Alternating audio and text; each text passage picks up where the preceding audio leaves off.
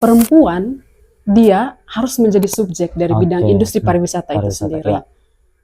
Dalam arti bahwa perempuan harus sebagai pelaku, bukan sebagai target. Benar. Selamat malam, saya Rudi Jainuddin. Kembali lagi di Bajo Talk Podcast. Tentunya kita akan hadir bersama dengan tokoh yang begitu fenomenal. Tapi malam hari ini kita mengusung tema dalam rangka Hari Kartini. Karena memang saat ini kita sedang merayakan Hari Kartini dan tentunya memperingati bagaimana perjuangan kaum perempuan di Indonesia. Hadir di tengah-tengah kita ada Suster Herdiana Randu, SSP. SSPS. Iya, SSPS. Selamat malam, Suster. Selamat malam, Kak Rudi. Ini baru pertama kali, sudah lama di Labuan Bajo? Di Labuan Bajo sebenarnya sudah lama, pernah tinggal di sini, pernah pendidikan juga di sini. Dulu saya SMK-nya SMK SMIP Pariwisata, tapi di Ruteng. Di Ruteng. Lalu jurusan apa, Suster? Jurusan Usaha Perjalanan Wisata. Oke. Kemudian prakteknya di sini beberapa bulan. Lalu masuk biara dan kalau tidak salah 2 tahun lalu saya masa pembinaan dalam biara kami itu disebut probasi, persiapan untuk kekalnya di sini di Binongko. Oke. Dan juga Suster ini aktif di biara SSPS Flores Barat. Iya. Luar biasa. Kira-kira gerakan daripada biara SPPS Flores Barat di Manggarai Barat ini apa aja? Kira-kira programnya? Kami kongregasi SSPS itu dari bahasa Latin, Servarum Spiritus Sancti, yang artinya kongregasi misi abdi Roh Kudus. Jadi karena wilayah kerja SSPS kongregasi kami di Indonesia itu sangat luas, sehingga kongregasi kami membagi ke dalam provinsi-provinsi. Di Indonesia kami punya 5 provinsi, salah satunya provinsi SSPS Flores bagian Barat. Jadi SSPS Flores bagian Barat itu pusatnya di Ruteng, dan wilayah kerja kami itu Manggarai Raya, Sumba dan Sumbawa, termasuk Labuan Bajo. Labuan Bajo. Dan karya kerasulan kami untuk di Labuan Bajo ada pendidikan formal dan non formal. Pendidikan formal mulai dari TKK, TKK Ade Irma, lalu SDK Yosefa, SMPK Yosefa, SMK Yosefa, dan pendidikan non formalnya asrama putri. Asrama putra belum ada. Dan terakhir sekarang Yosefa membangun SMKN, ya? Iya, SMK luar biasa sekali. Kami juga di sini ada shelter, itu tempat untuk rumah untuk menampung para korban, yang perempuan, korban pelecehan seksual, kekerasan dalam rumah tangga, dan itu di bawah Komisi JPIC, Justice, Peace, Integration of Collaboration. Jadi di situ ada suster yang sekolah hukum, yang memahami lebih dalam tentang kekerasan seksual, mendampingi korban. Jadi paham banget untuk mendampingi korban-korban. Kemudian suster juga ini member of Vogue Asia Feminist, ya? Ini sebagai apa member di sana? Sebenarnya saya masuk dalam komunitas Vogue Asia Feminis ini awal Januari 2024. Waktu itu saya masih di Australia, Brisbane, sedang belajar bahasa Inggris. Jadi beberapa teman-teman saya dan founder dari Vogue Asia ini mengajak saya DM Instagram untuk bergabung bersama komunitas ini. Jadi ini komunitas internasional se-Asia yang kebetulan membahas tentang isu-isu perempuan, isu-isu perempuan, lalu isu-isu yang berkaitan dengan apa sih isu yang terjadi di Asia secara umum. Lalu kita buat diskusi bersama dengan teman-teman melalui daring dalam jaringan via Zoom. Kemudian biasanya saya setelah hasil diskusi itu saya mulai menulis supaya gemanya bagus, outputnya bagus, bagus. Didengar. Jadi kita kalau sudah dengar bahwa memang suster ini bekerja bagaimana membela hak-hak perempuan, terutama memang di wilayah Labuan Bajo, termasuk tadi ada pendampingan buat mereka korban kekerasan seksual. Tapi suster, ini kita memperingati Hari Kartini dan selalu kita dengungkan adalah emansipasi perempuan. Dan kira-kira kalau kita melihat perkembangan Labuan Bajo nih suster, yang dalam kurun 3 tahun terakhir mengalami begitu banyak sekali perubahan, hotel-hotel dibangun di mana-mana. Kalau kita melihat apakah suster dari dulu Sustera praktek, kemudian sekarang dengan perkembangan Labuan Bajo, kemudian bisa melihat keterlibatan perempuan di wilayah Labuan Bajo. Kira-kira kalau tanggapan Suster terkait dengan pariwisata dan perempuan di wilayah Labuan Bajo ini apa? Jadi kita perlu mengapresiasi sebenarnya bahwa Labuan Bajo itu mengalami peningkatan yang sangat signifikan dan besar sekali pengaruhnya untuk negara dan juga untuk kabupaten ini sendiri, yaitu bidang industri pariwisata. Dan teman-teman kemarin kami berdiskusi tentang pembangunan pariwisata Labuan Bajo, kota super prioritas dari perspektif gender. Kebetulan saya fokus utamanya kepada gender ya, dan atau feminis dan beberapa tulisan saya mungkin didengar oleh media-media, lalu mereka mempublikasikan, dan beberapa aktivis juga yang bergerak di bidang pariwisata, pegiat wisata di Labuan Bajo, mereka mengundang saya untuk berdiskusi tentang ini. Saya pribadi, saya melihat kalau dilihat dari bidang industri pariwisata bahwa saya mulai dulu berbicara dari filosofi pembangunan itu sendiri. Filosofi pembangunan bahwa pembangunan itu sebenarnya harus bersifat menyeluruh, sama rata, adil. Dan perempuan dia harus menjadi subjek dari bidang industri pariwisata itu sendiri. Dalam arti bahwa perempuan harus sebagai pelaku, bukan sebagai target. Benar. Dia sebagai pelaku atau orang yang pada akhirnya bergerak sendiri untuk membangun. Bagaimana peran perempuan di Labuan Bajo membangun pariwisata, turut membangun. Dan pembangunan dalam konsep itu memberdayakan perempuan. Memberdayakan perempuan, menginvest skill, knowledge, capability perempuan, dan ilmu-ilmu yang lain. Jadi saya mengamati bahwa masih terdapat kesenjangan dan ketimpangan gender dalam industri pariwisata pembangunan itu sendiri di Labuan Bajo. Bahwa laki-laki itu masih memiliki dominasi dominasi laki-laki masih kuat dalam industri pariwisata. Sedangkan perempuan sepertinya suram. Dia hanya di balik layar. Iya. Lalu kami mengkritisi dan kami mengamati ini, lalu kami mengkritisi pada pemerintah, ini loh yang harus pemerintah buka mata begitu. Bahwa pembangunan itu bukan yang tampak fisik, pembangunan hotel yang megah, infrastruktur, jalan raya, lalu restoran-restoran, atraksi wisata, tetapi bagaimana memanusiakan manusia, secara khusus perempuan. Khususnya lagi perempuan lokal Manggarai Barat, supaya mereka tidak menjadi penonton, tapi mereka sebagai subjek orang yang bergerak untuk turut memajukan pariwisata Labuan Bajo. Tapi Suster, kalau kita melihat juga perkembangan Labuan Bajo dan perempuan, kalau kita lihat di hotel-hotel, resepsionisnya itu rata-rata perempuan, Suster. Apakah itu tidak termasuk dalam kategori perempuan dijadikan subjek di perkembangan pariwisata di Labuan Bajo ini? Perlu diapresiasi bahwa perempuan yang dari konsep feminis melihat dan memandang bahwa perempuan dia lebih banyak bekerja di bidang pariwisata, secara khusus pekerjaan yang berkaitan dengan pekerjaan domestik. Berarti di dalam pekerjaan domestik misalnya penjaga kios, penjaga warung, jadi resepsionis, tampil di depan, maksudnya itu. Dan juga kalau mau dilihat dominasi laki-laki itu di sini lebih banyak naturalis guide, tour guide, bos-bos, manajer, tours and travel agent, itu lebih banyak laki-laki. Jadi kalau pengambil keputusan pun laki-laki, kebijakan umum laki-laki. Jadi memang Suster, kalau kita lihat memang guide-guide sekarang ini jarang perempuan. Paling sopir-sopir taksi saja dulu. Jadi kalau kita lihat guide-guide, kalau kita ke Padar, kemana-mana itu memang guide perempuan itu belum ada. Apa mungkin karena memang perempuan tidak akan mungkin naik ke Padar, Suster? Karena kalau guide itu harus naik ke Padar. Apa mungkin seperti itu sehingga perempuan tidak dipakai untuk menjadi guide di wilayah Labuan Bajo? Menurut pandangan saya sebenarnya sangat bisa, sangat bisa. Kenapa saya mengatakan bisa? Tergantung yang pertama political will pemerintah.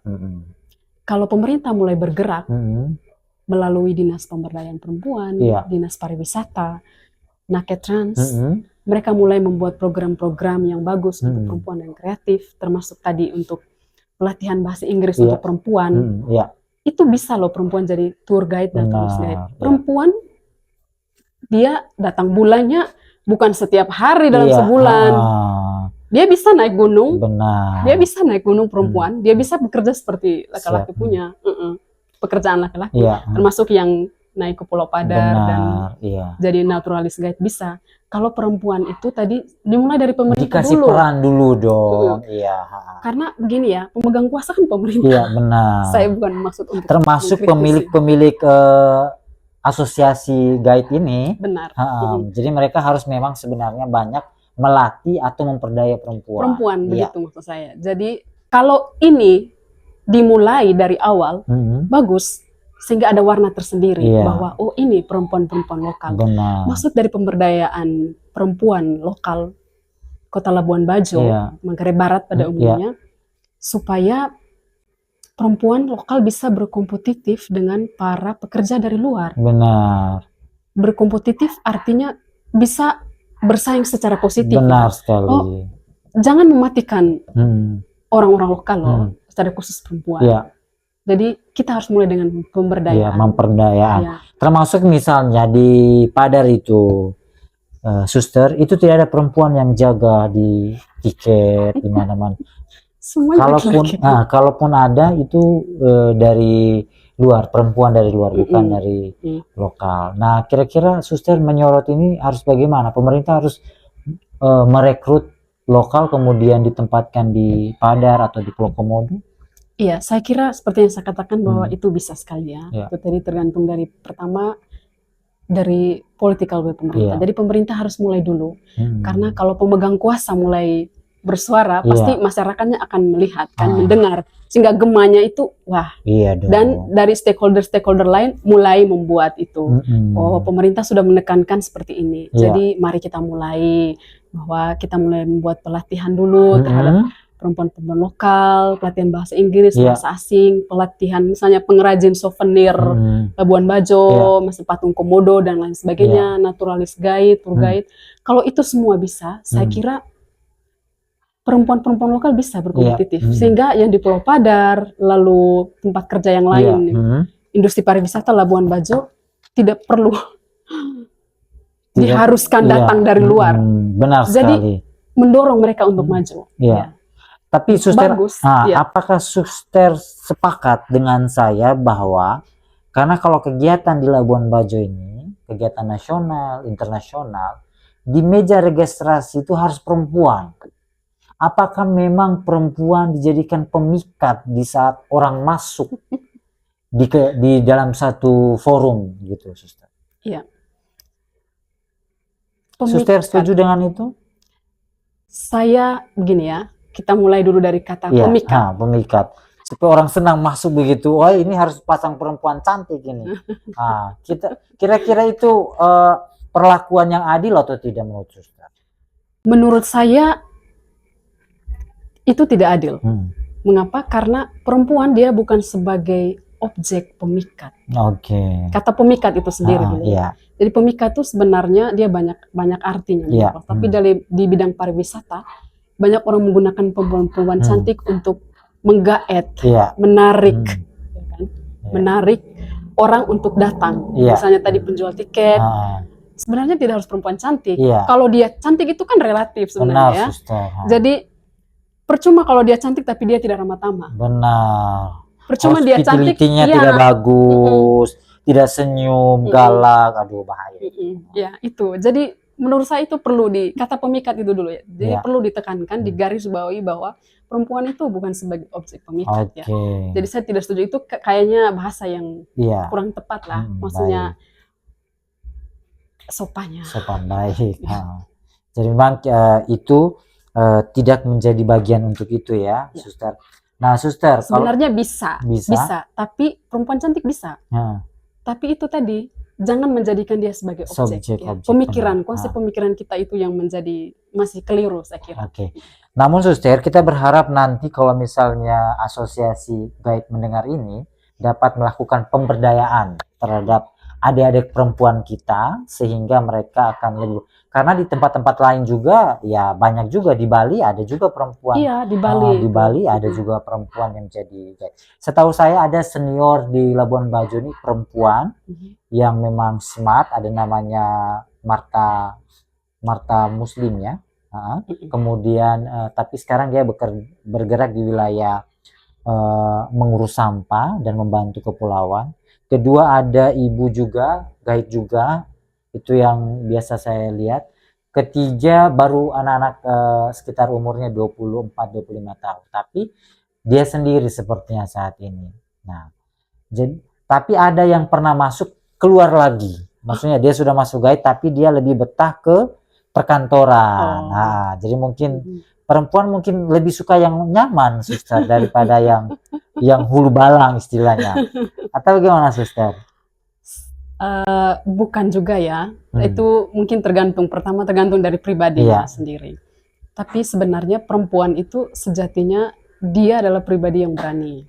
Ini kita berbicara tentang emansipasi perempuannya. Lalu apa gunanya pendidikan? Benar, Jadi pendidikan itu kan untuk mendidik perempuan-perempuan menjadi perempuan yang cerdas, yang berani, lalu yang tidak takut mengambil risiko. Benar, Suster. Mungkin dia punya alasan tertentu mengapa dia memilih bagian kantor daripada guide. Mungkin karena gajinya, dia merasa bahwa. Tapi gajinya guide tinggi loh, Suster. Tergantung, belum tentu. Tergantung tamu yang dia layani. Tapi rata-rata itu sangat. Baik, Suster. Itu sudah di bidang pariwisata. Nah, kita di Labuan Bajo ini pernah juga dipimpin seorang wakil bupati perempuan. Dan beliau 5 tahun memimpin kita sebagai perempuan, dan dia bergerak untuk mengedukasi perempuan-perempuan. Lalu apakah Suster juga bergerak untuk mengedukasi masyarakat kita agar tampil di dunia politik terkait perempuan ini? Karena mungkin beliau adalah salah satu perempuan yang berada di Nusa Tenggara Timur waktu itu yang memimpin daerah. Karena sampai hari ini belum ada perempuan-perempuan lagi yang berani mencalonkan diri di kancah politik. Nah, kira-kira Suster di aktivitas Suster di lembaganya, apakah mendorong perempuan-perempuan di wilayah Manggarai Barat terutama untuk ikut serta, minimal mereka paham tentang dunia politik di wilayah sini? Kalau tidak salah, Dr. Maria Geong kan? Kami kenal baik beliau, dan dia berteman baik dengan suster-suster SSPS dan banyak membantu juga. Jadi biara kami sebenarnya tidak bergerak untuk bidang politik biara SSPS. Jadi kami lebih banyak bergerak kepada bidang-bidang seperti yang disebutkan, pendidikan, kesehatan kami, JIPASI. Kalau bidang politik kami tidak terjun. Tapi tidak terjun. Mendorong begitu kan? Kami hanya mendidiklah manusia untuk menjadi manusia yang cerdas begitu. Bahwa kami mendorong mereka juga secara terang-terangan bahwa kamu maju. Tidak, karena biara itu tidak terjun dalam berafiliasi dengan politik. Tapi saya ingin menanggapi bahwa sebagai perempuan, kalau tidak salah saya pernah membaca artikel bahwa 30% perempuan itu harus masuk dalam dunia politik. Untuk wilayah NTT umumnya dan secara khusus Manggarai Barat itu sudah ada banyak sebenarnya perempuan-perempuan yang maju di bidang politik, bahkan menjadi pemimpin. Pemimpin wakil bupati, lalu ketua DPR, ketua ini, direktur ini. Bagus, secara khusus politik, termasuk Ibu Maria Geong ya. Itu dia membawa wajah baru dalam dunia perpolitikan, bahwa ini loh perempuan yang berani tampil di bidang politik. Saya kira Ibu Maria Geong dan tokoh-tokoh perempuan lainnya yang tak bisa saya sebutkan satu persatu, mereka bisa menjadi contoh dan panutan ya, bahwa perempuan itu juga bisa, mereka bisa menjadi pemimpin politik. Dan seperti yang saya katakan tadi, emansipasi itu kepada itu bahwa harus menjadi perempuan yang cerdas, tangguh, dan tidak takut mengambil resiko. Apalagi misalnya kalau kita lihat Labuan Bajo ini, Suster, seperti Suster bilang tadi bahwa memang masih ada ketimpangan keterlibatan perempuan sebagai subjek di super parlemen ini. Nah, kira-kira kalau tanggapan Suster, apa yang harus pemerintah lakukan supaya perempuan ikut terlibat di wilayah perkembangan pariwisata Labuan Bajo Manggarai Barat ini. Di Hari Kartini kan pasti pemerintah pasti akan sejenak menonton pembicaraan-pembicaraan ini, tentunya untuk kemajuan kita kaum perempuan yang ada di wilayah Manggarai Barat. Saya mesti meluruskan kembali ya. Jadi perempuan itu subjek. Subjek ya. Iya, subjek. Bukan tadi dikatakan. Saya mesti meluruskan. Perempuan itu subjek. Subjek ya. Dia bukan objek atau target, tapi subjek, orang, manusia yang menjadi penggerak utama. Itu yang dimaksudkan pemberdayaan. Pemberdayaan. Berkaitan dengan yang seperti yang Kakak Rudi katakan, jadi usulan saya, saran saya untuk pemerintah, para stakeholder yang bergerak di bidang pariwisata. Saya mewakili perempuan-perempuan yang punya keprihatinan yang sama terhadap suramnya perempuan di proses pembangunan pariwisata Labuan Bajo. Yang pertama, usulan kami adalah pemerintah melalui Dinas Pemberdayaan Perempuan, Naketrans, dan Dinas Pariwisata mulai membuat program-program kerja yang bagus dan kreatif untuk memberdayakan perempuan-perempuan lokal. Kalaupun sudah ada, mesti dilihat lagi.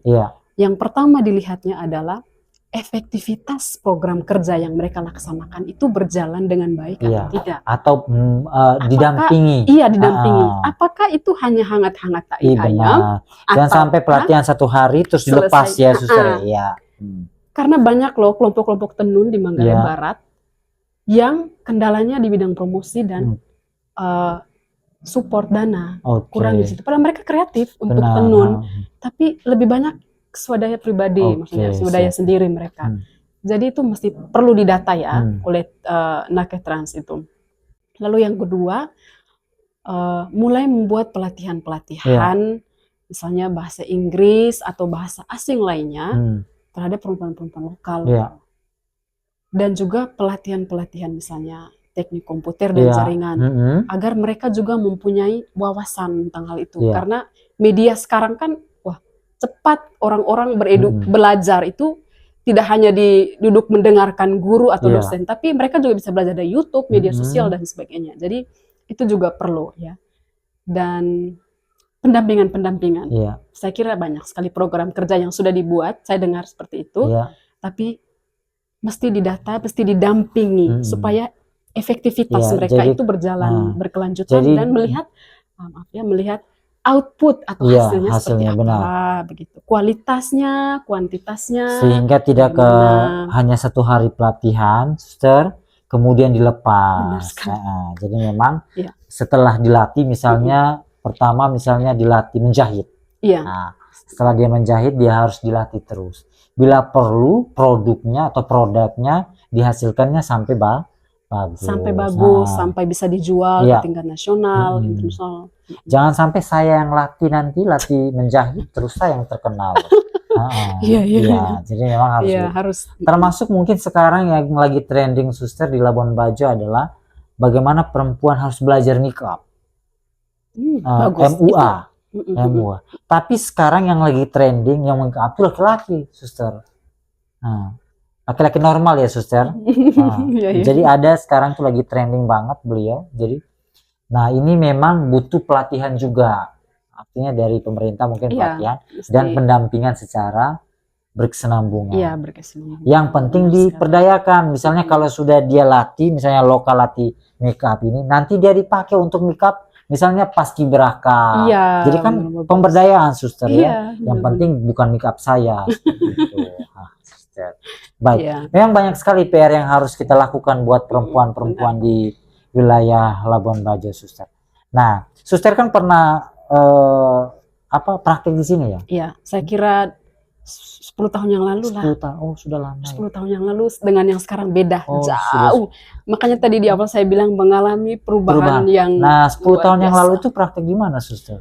Saya kalau di hotel tidak usah sebut nama hotel. Iya, di salah satu tours and travel agent. Tapi itu travel agent tuh masih ada sekarang? Sepertinya masih ada. Sepertinya masih ada. Masih ada. Pemiliknya lokal atau internasional? Pemiliknya itu dari Bali, Oh, lalu dari membuka cabang di sini. Mm-mm. Dan itu bagus. Iya. Saya belajar banyak juga di situ. Meningkatkan keterampilan bahasa Inggris. Oke. Nah, kalau lihat 10 tahun suster dengan 10 tahun sekarang, kira-kira tour and travel pasti suster akan jalan-jalan kan keliling Labuan Bajo. Oh, ini sudah pemberdayaan. Oh, ini belum pemberdayaan. Kira-kira dari segi itu aja nih, apakah pemilik agen-agen tour and travel ini sudah memberdayakan perempuan-perempuan lokal atau tidak?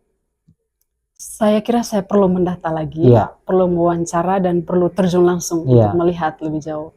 Karena sejauh ini saya belum belum turun langsung untuk melihat bagaimana seperti itu.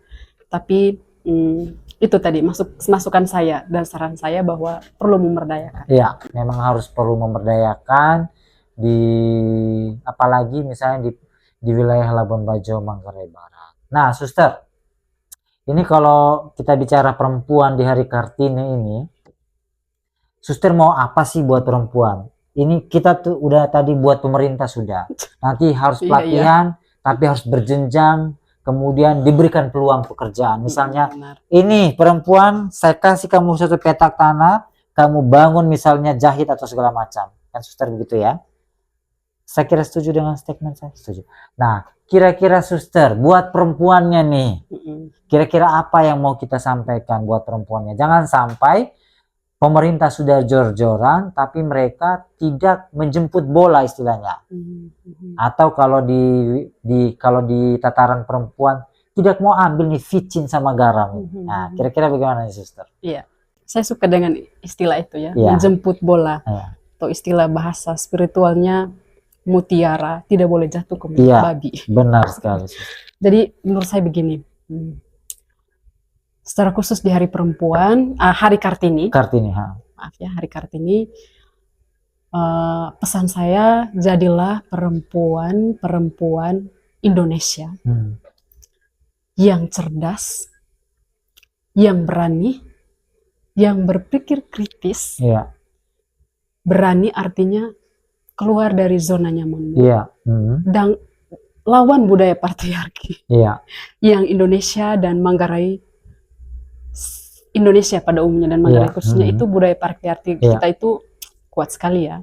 Jadi mari kita bergerak sama-sama keluar dari zona nyamanmu, melawan budaya itu, melawan dalam tanda kutip dua, bukan berarti bahwa dia zona tidak. Jangan tembak-tembakan kayak Ibu Kartini dong.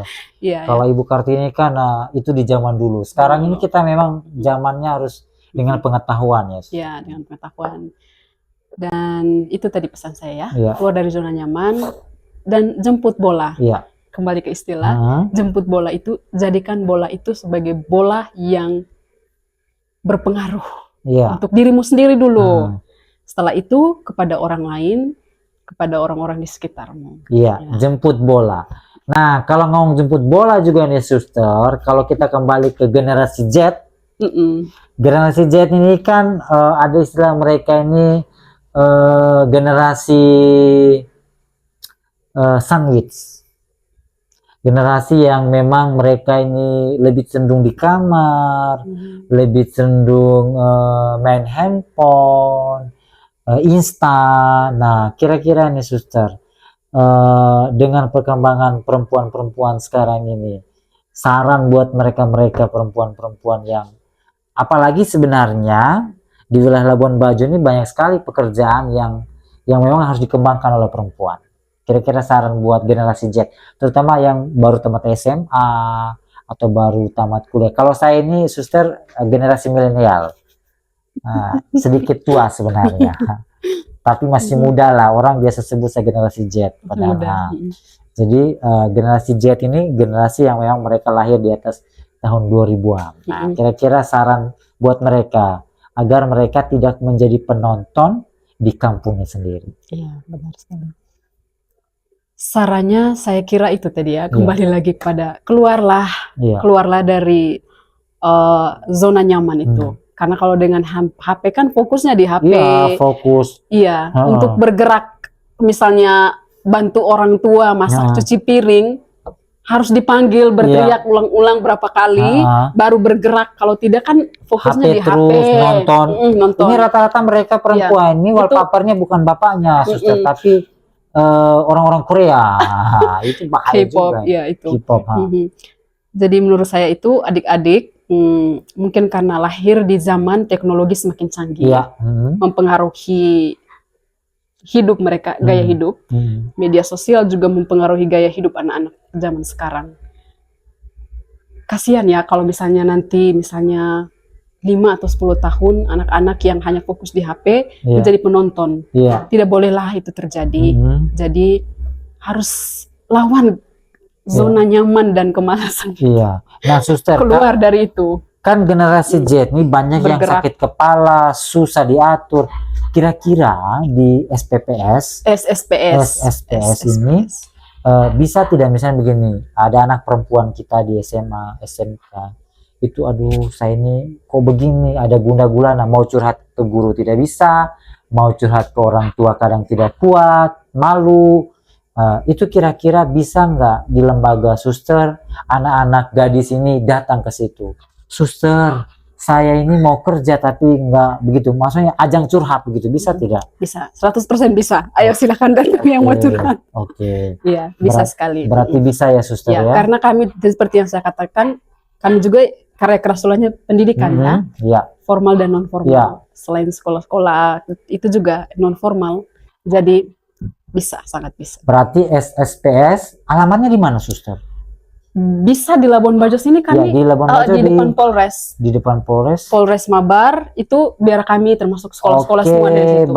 Jadi bisa datang. Yang di wilayah Labuan Bajo silakan, suster-suster kami banyak di sana. Kalau mau curhat, pintu gerbang kami terbuka, mari dan datanglah. Benar suster, karena kalau kita melihat, ini mungkin terakhir suster ya. Kita melihat bahwa anak-anak muda saat ini misalnya begini, dia mau berdagang tapi susah, takut konsultasi, takut misalnya orang tuanya marah. Nah, jadi mungkin lewat media ini kita informasikan bahwa yuk anak-anak muda yang saat ini ragu berbicara, misalnya misalnya dia ada pelecehan atau misalnya ingin berwirausaha, nanti bisa langsung ke tempatnya suster di depan Polres Manggarai Barat. Benar suster ya? Iya, bisa. Kalau untuk curhat pribadi atau kendala-kendala dalam pendidikan juga bisa, nanti bisa didampingi, termasuk yang korban pelecehan seksual dan sebagainya, bisa. Kami punya shelter dan gitu ya, JPIC di sini, jadi bisa datang. Sebenarnya kita ingin banyak banget bicara dengan suster tentang bagaimana peran perempuan, tapi malam hari ini memang kita bisa menarik kesimpulan bahwa kita butuh perempuan dilibatkan di segala sektor agar semua bisa kelihatan dan peran aktif di dalam kemajuan Manggarai Barat sebagai salah satu destinasi pariwisata dunia. Apalagi setiap tahun Presiden mengunjungi wilayah Labuan Bajo. Kita berharap akan ada nanti banyak orang perempuan Manggarai Barat yang ikut Ibu Retno, Menteri Luar Negeri, atau Ibu Sri Mulyani. Itu adalah perempuan-perempuan hebat yang dimiliki Indonesia. Banyaklah perempuan-perempuan hebat. Terakhir suster, pesannya sekarang buat seluruh perempuan yang ada dimanapun, entah itu dia di pemerintahan, entah dia itu generasi Z, generasi milenial, atau yang ada di lembaga legislatif atau dunia politik. Pesan terakhir suster di Hari Kartini ini. Jadilah, ya saya mengulangi lagi yang tadi ya, jadilah perempuan-perempuan Indonesia yang cerdas, yang berani, yang berpikir kritis, dan juga bekerja dengan penuh tanggung jawab dalam bidang apapun itu. Ibu rumah tangga juga. Jadi bekerja dengan penuh tanggung jawab, dengan penuh kasih, seperti Raden Ajeng Kartini. Terima kasih suster sudah bersama kami di Bajul Talk malam hari ini. Terima kasih. Dan tentunya pesan buat kita semua malam hari ini bahwa sebagai kaum perempuan harus ikut bersaing di perkembangan wilayah Labuan Bajo dan ambil peran. Jangan pernah dininabobokan dengan handphone, tapi mari ninabobokan diri kita dengan pelatihan. Saya Rudi Janudin, selamat Hari Kartini. Semoga perempuan di wilayah Manggarai Barat makin maju, makin mantap, dan makin jaya. Selamat malam.